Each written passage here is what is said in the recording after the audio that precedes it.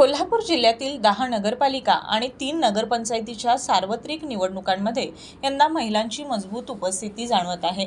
एकूण 134 पदांसाठी तब्बल 384 महिला स्पर्धेत उतरत असून यामध्ये 28 महिला नगराध्यक्ष पदाच्या रिंगणात आहेत।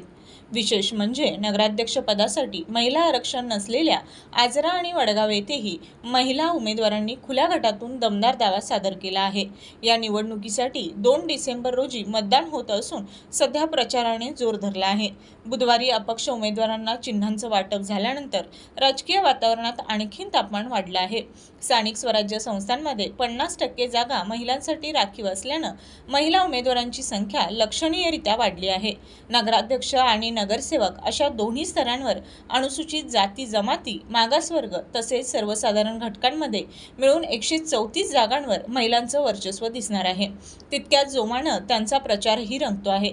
याशिवाय एकूण 263 पदांसाठी महिला आणि पुरुष मिळून 840 उमेदवार रिंगणात असून त्यापैकी 456 उमेदवार पुरुष आहेत।